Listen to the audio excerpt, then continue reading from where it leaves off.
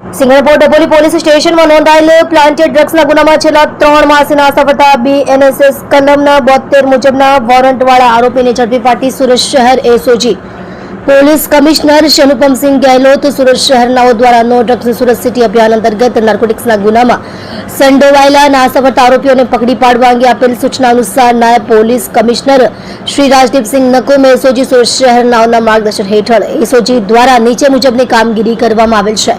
SOG police inspector નાઓએ નાર્કોટિક્સના ગુનાના wanted આરોપીઓને ના ડેટા એકત્ર કરી સુરત શહેરમાં નોંધાયેલ એનડીપીએસના ગુનામાં નાસફળતા આરોપીઓને ઝડપી પાડવા સૂચના આપેલ હતી।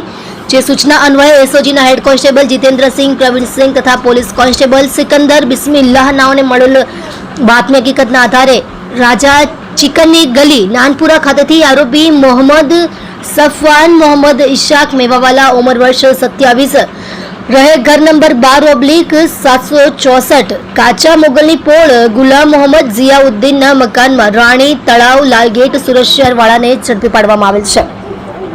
મજકૂર આરોપીની પૂછપરછ કરતા તેણે જણાવેલ કે આજથી 7 મહિના પહેલા મોહમ્મદ હમજા ઉર્ફે રિઝવાન નામના ઇસમને ડ્રગ્સનો મુદ્દામાલ આપેલ હતો। જે મુદ્દામાલ સાથે અલ્પેશ મિયાણી નામનો ઈસમ પકડાયેલ હોય। જે કેસમાં તપાસ દરમિયાન અન્ય આરોપી પકડાયેલ હોય અને પોતાનું નામ ખુલેલ હોય, જેથી પોલીસ પકડ ટાળવા સારું નાસ્તો હોવાની હકીકત જણાવેલ હોય। મજકૂર આરોપી વિરુદ્ધમાં કાયદેસરની કાર્યવાહી કરી આગળની તપાસ સાથે એસીપી શ્રી એચ ડિવિઝન નાઓને સોંપેલ છે।